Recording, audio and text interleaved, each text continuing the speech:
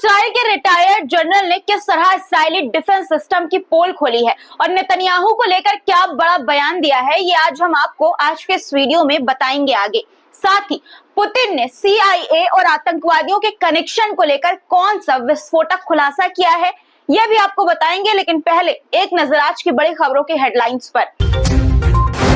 Israel के retired general ने इस्राइली defence system की खोली पोल, कहा अमेरिका की मदद के बिना इसराइल अपाहिज जैसा।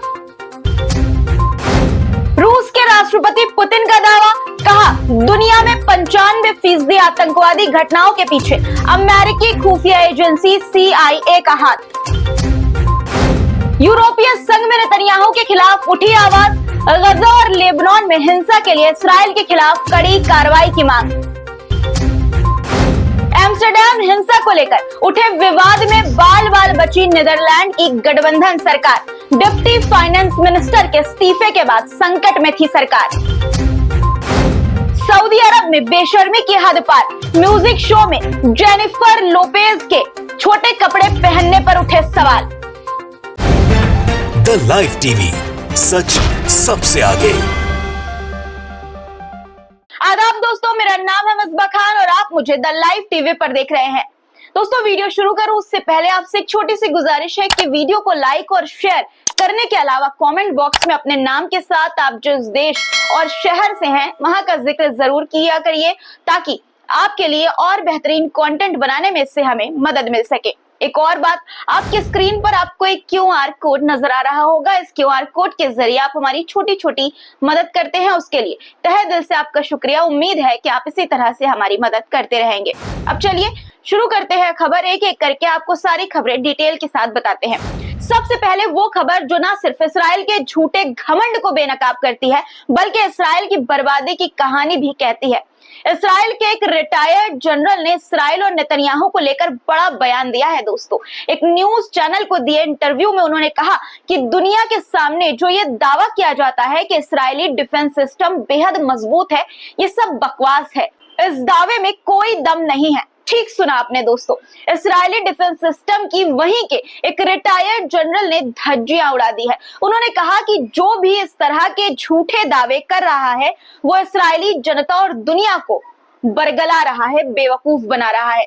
उनका साफ इशारा इसराइल के प्रधानमंत्री बेंजामिन नेतन्याहू की तरफ था। इसराइल युद्ध की वजह से किस तरह बर्बादी की कगार पर है, उन्होंने इसका भी खुलासा किया।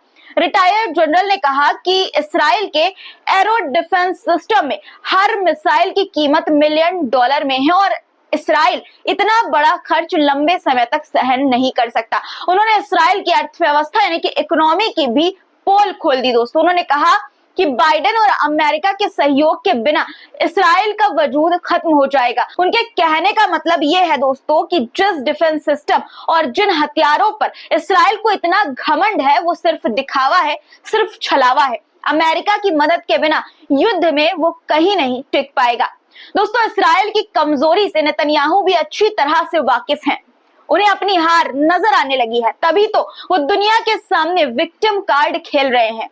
यकीन ना हो तो उनका ये बयान सुनिए, जिसमें वो दुनिया को ये कहकर धमका रहे हैं कि अगर इसराइल का पतन हुआ, अगर इसराइल बर्बाद हुआ तो दुनिया भर में इसका असर होगा, ये दुनिया की भी हार होगी। हालांकि नेतन्याहू कितनी भी कोशिश कर ले, कितना भी घड़ियाली आंसू बहा ले, लेकिन उनकी हकीकत खुद वहीं के लोग बयां कर रहे हैं।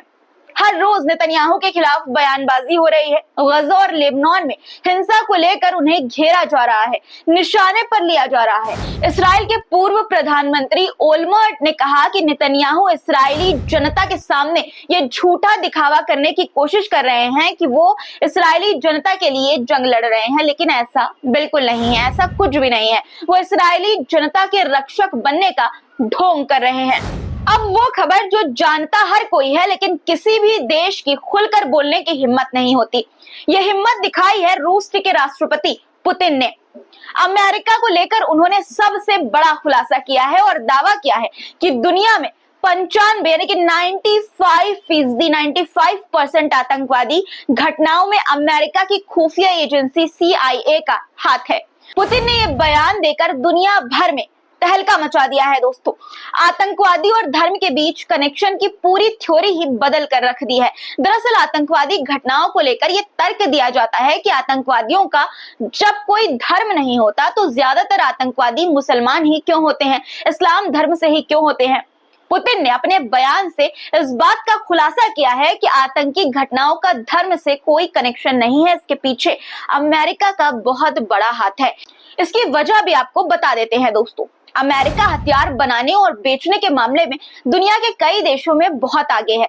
जितनी लंबी जंग चलेगी अमेरिका के उतने ही हथियार बिकेंगे और उसे उतना ही मुनाफा पैसा मिलेगा दोस्तों। यही वजह है कि वो जानबूझकर एक दूसरे देश को आपस में लड़ाता है, आपस में लड़ाने की कोशिश करता रहता है और अपने हथियार बेचकर दूर बैठकर तमाशा देखता रहता है। इराक में किस तरह से उसने अपने फायदे के लिए सद्दाम हुसैन की सरकार गिराई थी, ये सबको मालूम है।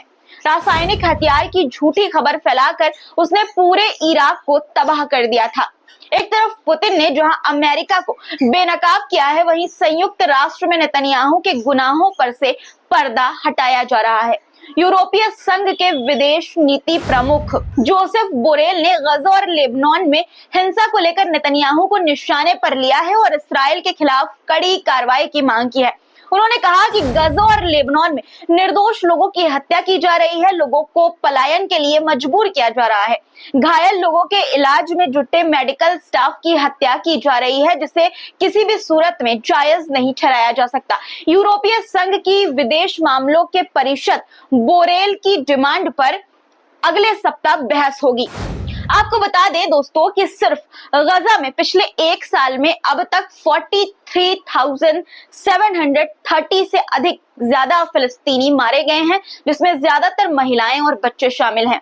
इसके अलावा दोस्तों 1,03,000 से अधिक लोग घायल हैं, यानी कि जख्मी हैं। हजारों लोग लापता भी हैं और ये माना जा रहा है कि वो मलबे में दबे हुए हैं। दोस्तों इस्राएली सैनिक न सिर्फ यूएन के मेडिकल स्टाफ की हत्या कर रहे हैं, बल्कि यूएन की शक्ति सेना को भी लेबनान से भगा रहे हैं। इसी तरह का एक वीडियो सोशल मीडिया पर वायरल है, जिसमें एक इस्राएली सैनिक यूएन शक्ति सेना के एक सैनिक को युद्ध वाली जगह छोड़ने को कह रहा है।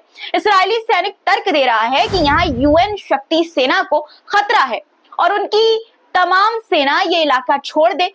उस सैनिक के जाने के बाद इस्राएली सैनिक ये भी कह रहे हैं कि उसे यूएन की शांति सेना पर यकीन नहीं है और वो ये भी दावा कर रहा है कि शांति सेना हिजबुल्लाह की मदद कर रही है। सोचिए दोस्तों, अपने गुनाहों पर पर्दा डालने के लिए इस्राएली सैनिक किस हद तक गिर सकते हैं। जिस शांति सेना को वहां शक्ति बहाली के लिए रखा गया है, उसे वो जगह छोड़ने के लिए कह रहे हैं, ताकि इस्राएली सैनिक जब निर्दोष लोगों की हत्या करे, उनका कत्लेआम करे, उनका नरसंहार करे, तो इसके खिलाफ आवाज उठाने वाला, इसका विरोध करने वाला वहां कोई मौजूद ना हो और उसे हत्या करने की, नरसंहार करने की, कत्लेआम करने की खुलेआम छूट मिल जाए।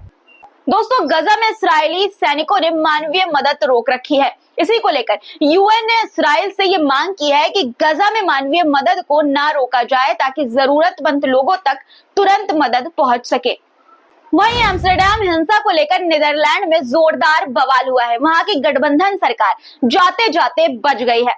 डिप्टी फाइनेंस मिनिस्टर नोरा ने एम्स्टर्डम हिंसा को लेकर हुए बहस में मंत्रिमंडल से इस्तीफा दे दिया था। इस घटना के बाद कुछ और मंत्रियों ने सरकार से इस्तीफे की धमकी दी, हालांकि उन्होंने ऐसा नहीं किया, जिसकी वजह से सरकार बच गई। बता दें कि डिप्टी फाइनेंस मिनिस्टर नोरा ने कुछ नेताओं के इस दावे का विरोध किया था कि मोरक्को मूल के डच लड़कों ने 7 नवंबर को इस्राएली फौज पर हमला किया था। यहाँ इस बात का डर था कि इस्राएली समर्थन को लेकर कहीं जर्मनी की सरकार की तरह नीदरलैंड की सरकार भी ना गिर जाए। गजा और लेबनान की हिंसा को लेकर दुनिया भर में असर देखा जा रहा है दोस्तों, और दुनिया के कई देशों में आजाद फिलिस्तीन और लेबनान के समर्थन में आवाज उठने लगी है। फ्रांस की नेशनल असेंबली में LFI ग्रुप के सांसद डेविड गुइराउड ने गजा और फिलिस्तीन में हिंसा का मुद्दा उठाया। उन्होंने आजाद फिलिस्तीन का जहां समर्थन किया, वहीं लेबनान में हिंसा रोकने की अपील की। उनका भाषण इतना जबरदस्त था कि नेशनल असेंबली तालियों की आवाज से गूंज उठी। फिलिस्तीन और लेबनान के समर्थन में अलग अलग देश की जनता सड़कों पर उतरकर प्रदर्शन कर रही है। ब्रिटेन के लीड्स में आजाद फिलिस्तीन के समर्थन में सैकड़ों लोग सड़कों पर उतर आए, वहां शांति बहाल करने की अपील की। ब्रिटेन के बाद फ्रांस से भी इसी तरह की तस्वीर सामने आई है, जहां सैकड़ों छात्रों ने इस्राएल की कार्रवाई का विरोध किया और फिलिस्तीन की आजादी का समर्थन किया। छात्रों ने कहा कि हम भी गजा में रहने वाले बच्चे हैं। वहीं ब्राजील में रियो डी जनेरियो में कोपाकबाना बीच पर आजाद फिलिस्तीन के समर्थन में एक बड़ा सा फिलिस्तीनी झंडा बनाया गया। अब बात सऊदी अरब की। दोस्तों, सऊदी अरब आए दिन ऐसा कोई ना कोई काम, ऐसी कोई ना कोई हरकत करता है जिसकी वजह से वो मुस्लिम देश समेत पूरी दुनिया के निशाने पर आ जाता है। सऊदी अरब की राजधानी रियाद में एली साब फैशन शो का आयोजन किया गया था, यानी कि ऑर्गेनाइज किया गया था ये फैशन शो। यहाँ तक सब ठीक था दोस्तों, लेकिन इस शो में जानी मानी पॉप सिंगर जेनिफर लोपेज ने जो कपड़े पहने थे उसको लेकर कार्यक्रम पर सवाल उठने लगे। सऊदी अरब सरकार पर सवाल उठने लगे कि इस तरह के अश्लील कार्यक्रम, इस तरह की अश्लीलता को परमिशन कैसे दी गई। अरब में बेशर्मी का ये वीडियो तेजी से दुनिया भर में अब वायरल हो रहा है। दोस्तों, आज के वीडियो में इतना ही। आज का ये हमारा वीडियो आपको कैसा लगा कमेंट में जरूर बताइएगा, और दोस्तों आपका कोई सुझाव हो तो वो भी कमेंट बॉक्स में जरूर लिखा करिए। आपका प्यार, आपके सुझाव मेरे लिए बहुत महत्वपूर्ण है, बहुत जरूरी है, इसलिए कमेंट में कमेंट जरूर किया करिए खबरों पर भी। और अगर आपका कोई सुझाव हो तो वो भी कमेंट बॉक्स में जरूर लिखा करिए। फिर मुलाकात होगी कुछ नए मुद्दों के साथ। तब तक के लिए अपना और अपने परिवार वालों का ख्याल रखिए। खुदा हाफिज। द लाइव टीवी, सच सबसे आगे।